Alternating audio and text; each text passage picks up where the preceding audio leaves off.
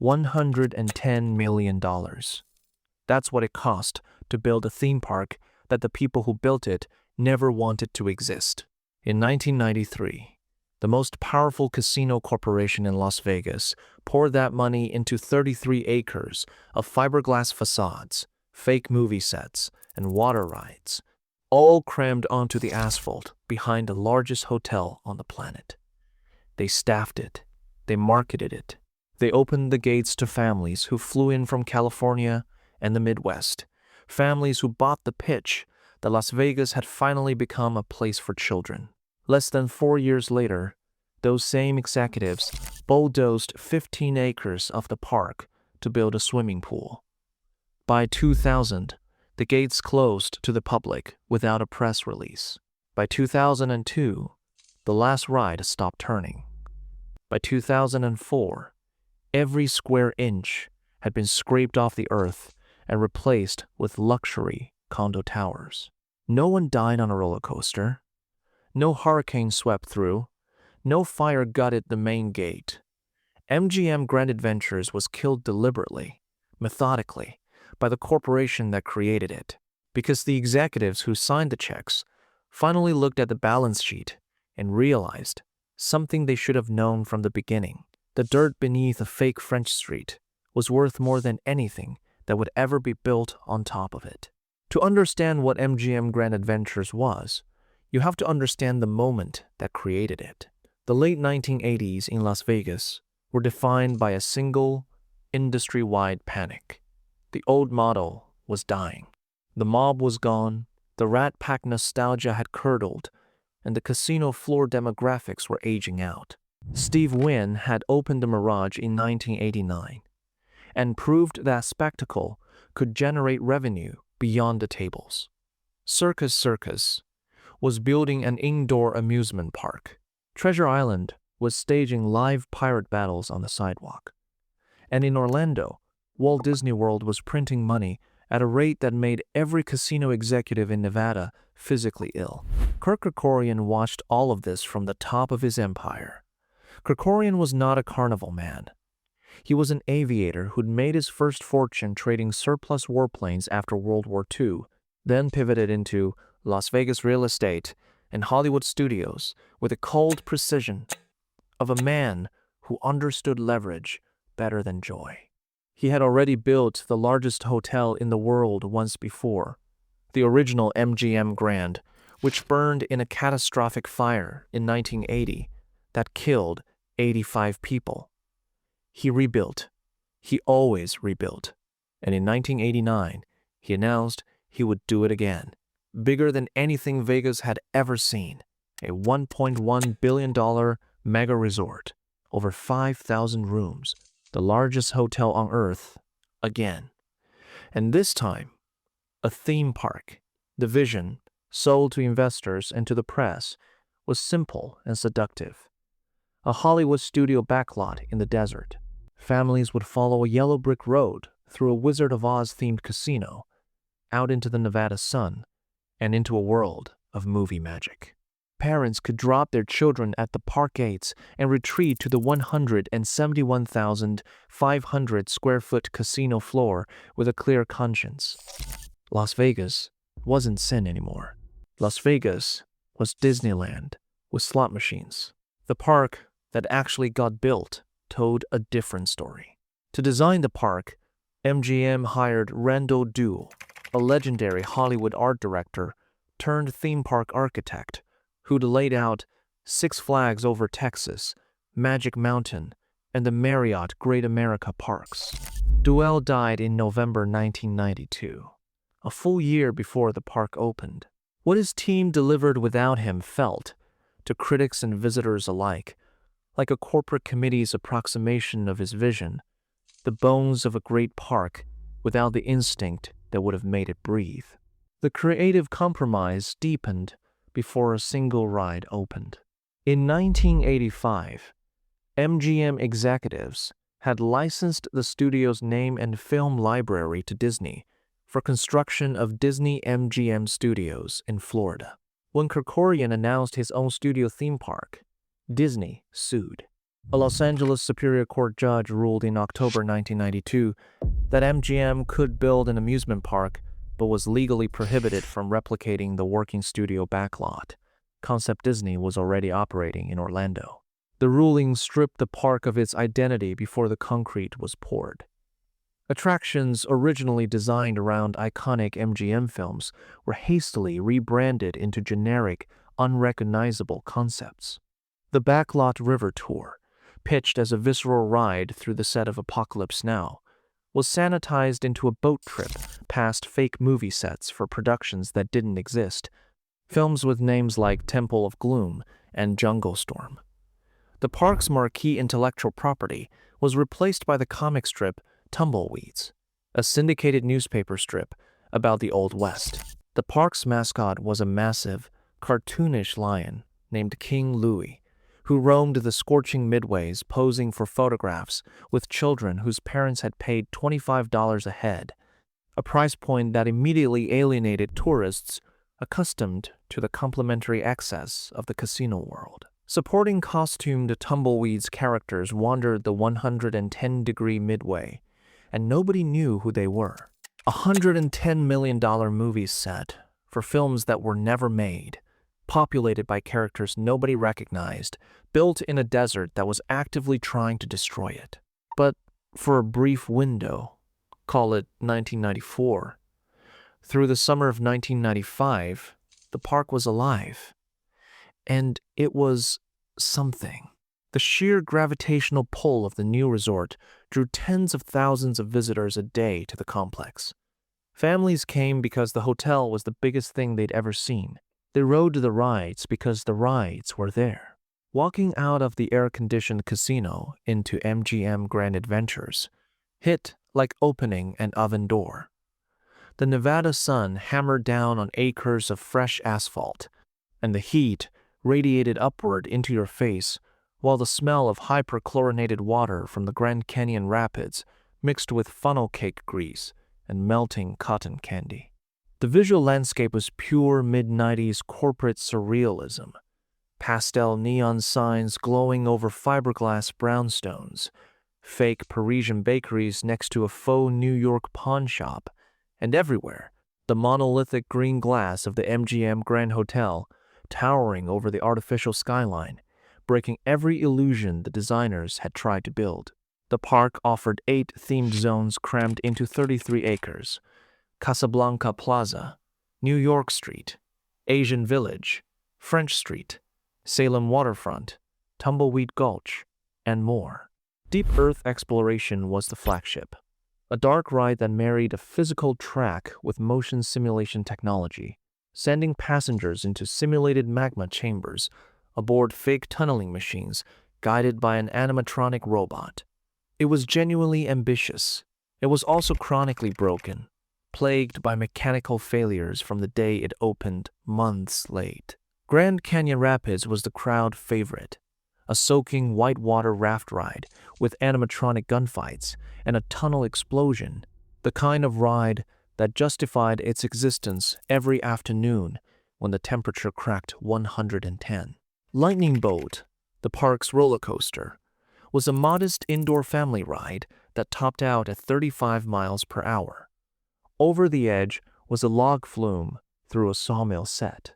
The haunted mine sent guests through a ghost-infested mining operation in rusty ore cars. None of it was world-class. All of it was real. Kids rode the rides. Families ate the overpriced nachos. The sound of the lightning bolt chain lift clicking upward competed with water cannons and simulated explosions echoing off the concrete. For a few summers, in that strange window when Las Vegas genuinely believed it could be wholesome, MGM Grand Adventures existed as something a child might actually remember. That was the problem. Children remember. Spreadsheets don't. In most corporate kill stories, the villain arrives from outside. A competitor buys the park. A private equity firm acquires the land. The community watches a stranger dismantle what they love. MGM Grand Adventures didn't need an outside villain. The call was coming from inside the building. The park's executioner was the same corporation that built it, operating from the same executive suite, looking at the same 33 acres and simply recalculating their value. The financial reckoning came fast. The MGM Grand Complex generated $742 million in revenue during its first year and posted $75 million in earnings. By the second year, earnings collapsed to $24 million. The culprit was plain on the balance sheet. While competing mega resorts on the Strip were posting net profit margins between 9.7% and 13%, MGM Grand was limping along at 3.3%. The theme park was bleeding the resort dry. Kirk Kerkorian responded the way he always responded to underperformance. He changed the management. Robert Maxey, the casino executive who had overseen the park's construction, a man described by employees as running a dictatorship, was replaced. In his place, Kerkorian found someone colder than the problem and gave him the knife. J. Terrence Lunny was a deeply unsentimental casino veteran whose job was to stop the hemorrhaging. Lunny looked at the numbers and identified the theme park and the entire family-friendly model as the tumors killing the host.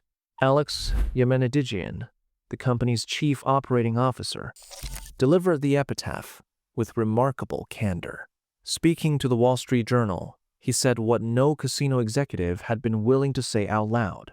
"We did not understand the theme park business. For us to succeed in that segment, we need to joint venture with the pros, those who have made the mistakes there are to make and learned what to do." They did not joint venture with the pros. Lonnie had no interest in the theme park business at all. They did not bring in anyone who understood theme parks. They did the math instead. 33 acres of prime Las Vegas Strip real estate. The casino floor generated exponentially higher margins per square foot than any ride, any show, any funnel cake stand. Every family that used the heavily subsidized hotel rooms, visited the theme park, and left without gambling was a net loss. The theme park wasn't just underperforming, it was actively cannibalizing the casino's revenue by pulling parents away from the tables and trapping them in the heat with their children. Every hour a family spent riding a log flume was an hour the parents weren't losing money at the blackjack tables. The park had been designed as a feeder system for the casino. Instead, it had become a siphon, draining the resort's most valuable customers into a low-margin entertainment operation that couldn't generate enough revenue to justify its own existence. What Lonnie had interest in was 33 acres of prime Strip real estate currently occupied by a log flume. The park's admission price had already been slashed from $25 to $15 in a desperate attempt to drive foot traffic. It didn't work. Wall Street Journal reporters visiting the property noted that the 33-acre park was sometimes eerily empty. Management had capped daily attendance at 8,000, half the park's rated capacity of 16,000, to hide the painfully slow ride dispatch times and low throughput. The cap created an illusion of exclusivity that fooled no one. Southern California families, accustomed to the scale and efficiency of Disneyland and Six Flags Magic Mountain, took one look at the ride roster and the ticket price and went back to the casino pool.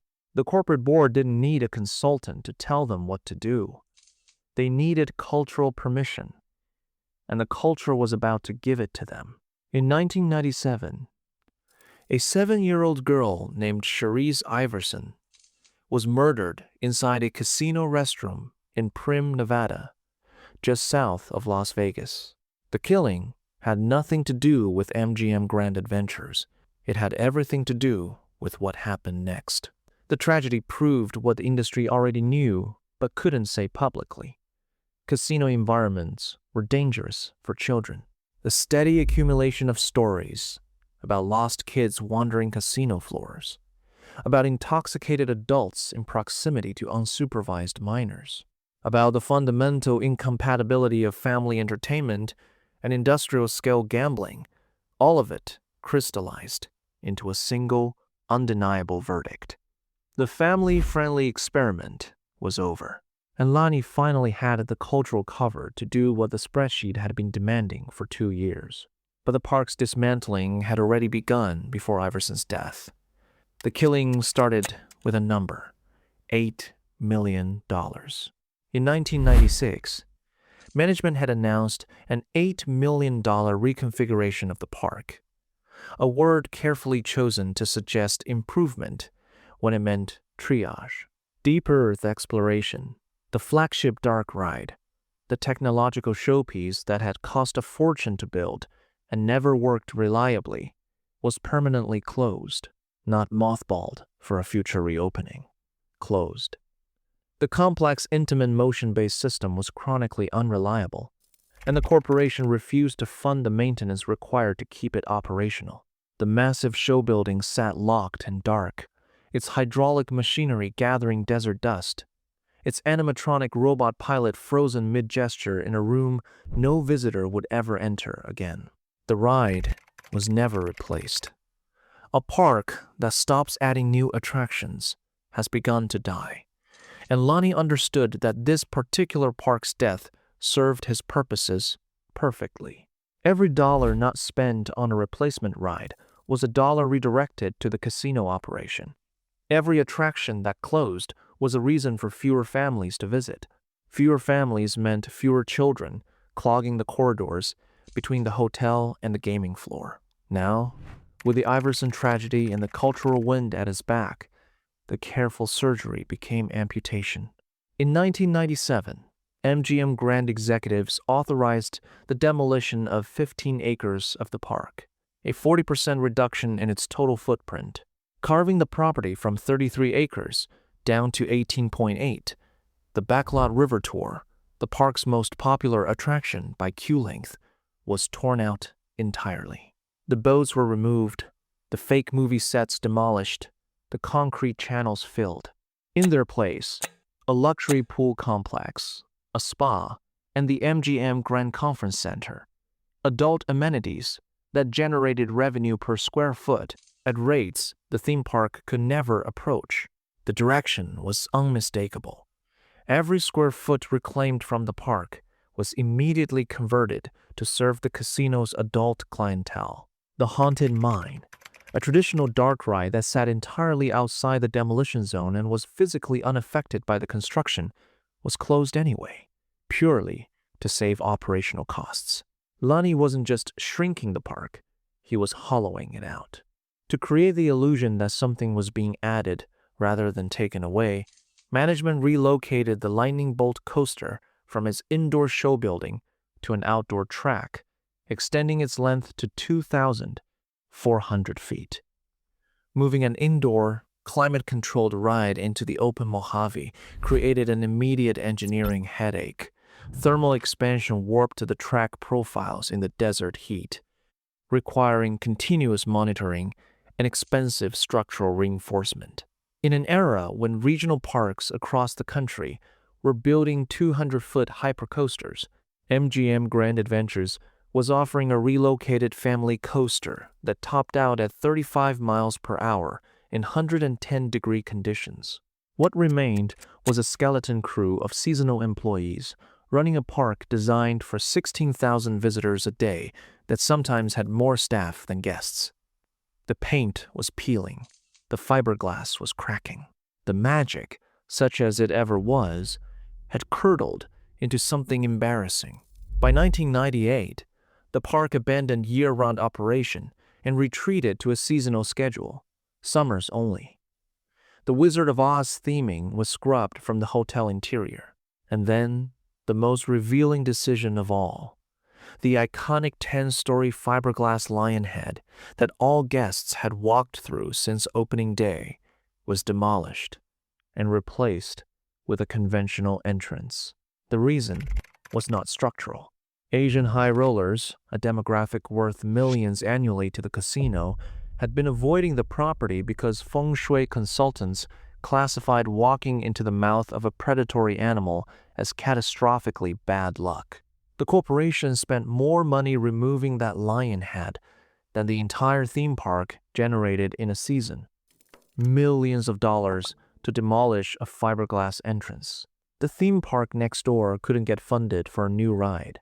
That single decision tells the whole story. The Lionhead was worth more attention, more capital, and more urgency than the 33-acre amusement park behind it. Because the Lionhead affected the casino floor, the theme park just occupied space above it. The strangulation was textbook. Reduce investment, defer maintenance, gut programming, shorten seasons, let the product degrade until attendance drops far enough to justify closure. Then point to the attendance numbers and say, the market spoke. The market didn't speak. The market was never given a chance to speak. The park was starved. And then its owners blamed it for being thin. September 4th, 2000. The last day of the summer season.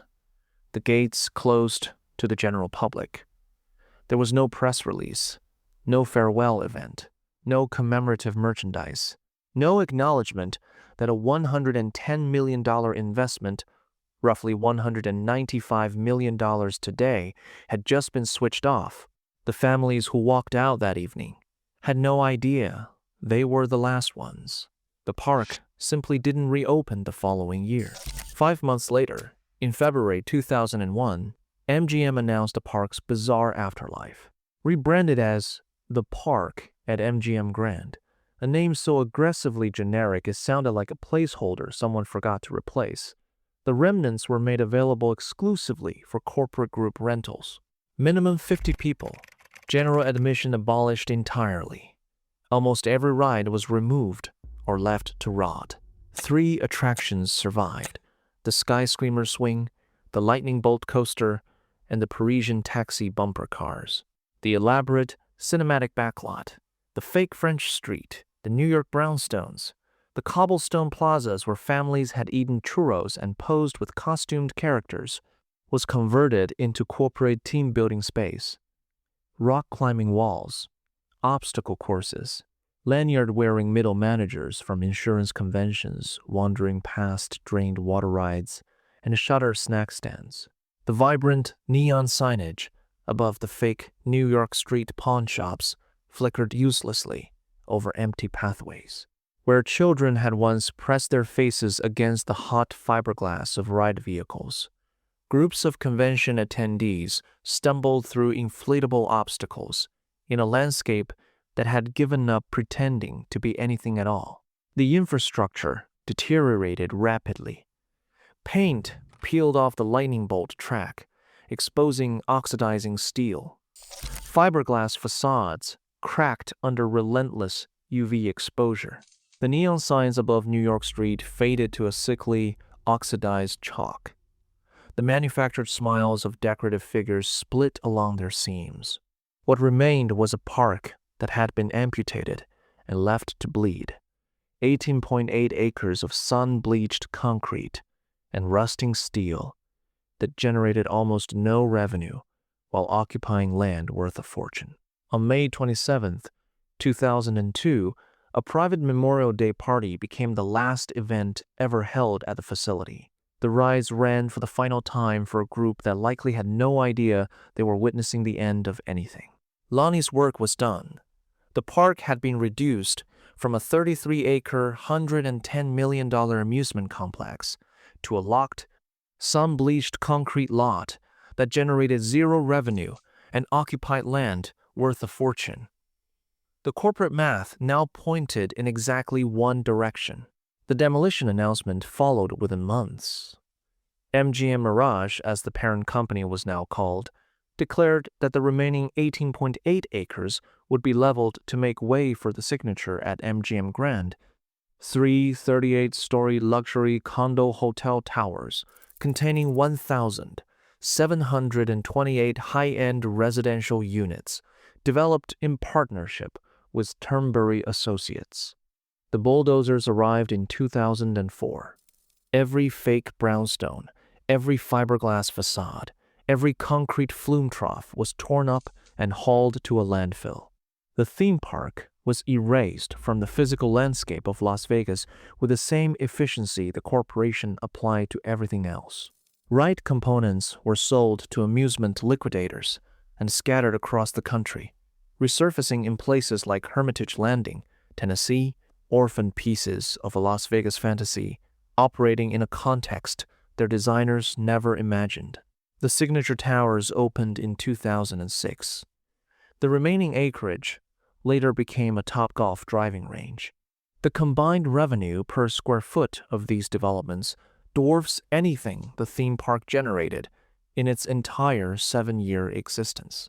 There is no ruin to visit, no rusted track with weeds growing through the ties, no faded mural of King Louis the Lion peeling on a forgotten wall. The corporate machine ensured the corpse was disposed of cleanly. The site was too valuable and too visible, directly behind an active, multi-billion-dollar casino on the Las Vegas Strip, to be allowed the indignity of decay. Because the park was fully integrated into the security perimeter of the resort, there was no period of romantic decay. No urban explorers documented the ruins. No drone footage captured weeds growing through ride tracks. The corpse was hidden behind the curtain and disposed of before anyone could photograph it. Where the Grand Canyon Rapids once soaked screaming families in chlorinated water, wealthy residents looked down from penthouse suites. Where deep earth exploration simulated a descent into magma, glass elevators carry tourists to climate-controlled cabanas. Where costumed tumbleweeds characters sweated through mascot suits on 110-degree asphalt, golfers hit microchipped balls into neon-lit netting, while electronic dance music pulses from the bar.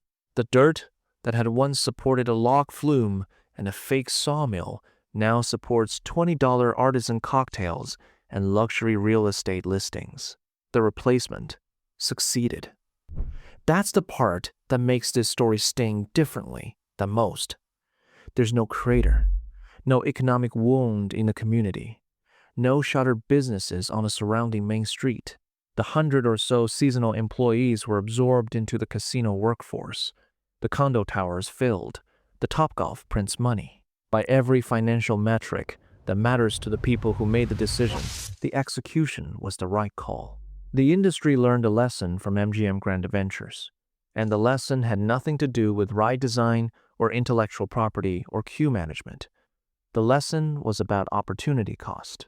Every square foot of Las Vegas Strip real estate that isn't generating maximum revenue per hour is a square foot that's failing. A theme park is a low-margin, high-maintenance, weather-dependent, litigation-prone operation that requires relentless reinvestment just to sustain attendance. A luxury condo tower is a concrete box that sells itself. The math was never close, and every casino executive who'd watched a family experiment crash and burn took that lesson to heart. The irony is that the condo towers had their own dark chapter. Starting in 2007, hundreds of signature buyers filed class action lawsuits against MGM, alleging misleading sales pitches and rental income projections that never materialized. The same corporate instinct: build the dream, sell the dream, extract the money, and let the lawyers handle the aftermath, played out on the exact same plot of land to a different class of customer with the same result. The park was gone. The pattern wasn't. The same piece of desert, repurposed and resold, generating the same kind of disappointment for a different kind of buyer. The cultural whole is harder to measure. MGM Grand Adventures survives now in the same digital graveyard where all dead 90s leisure spaces end up. Reddit threads, niche YouTube documentaries, podcast episodes, and the shaky VHS home videos that 30-somethings share with each other, pointing at the screen and saying, "I was there. I rode that." The nostalgia isn't for the quality of the park. By most accounts, the park was mediocre at best, a corporate simulation of fun that lacked genuine cultural resonance. The nostalgia is for the audacity, for the brief, strange, magnificent window when the most ruthless industry in America looked at its own reflection and genuinely tried to build something for children. The desert has no memory. The corporation made certain of that. Where King Louis once roamed the scorching Midway, 3 glass towers now catch the afternoon light, and the only screaming comes from the Topgolf driving range. 33 acres of the Las Vegas Strip, $110 million in 1993 money, 7 years of operation, 3 condo towers where the rides used to be. If your family dragged you to MGM Grand Adventures in the 90s, if you rode deep earth exploration before it broke for good, if you got soaked on the Grand Canyon Rapids while the green glass of the hotel stared down at you like a corporate god, what do you actually remember? Drop it in the comments. If you want the real stories behind the places that shaped American childhood, subscribe. There are more of these, and none of them end well.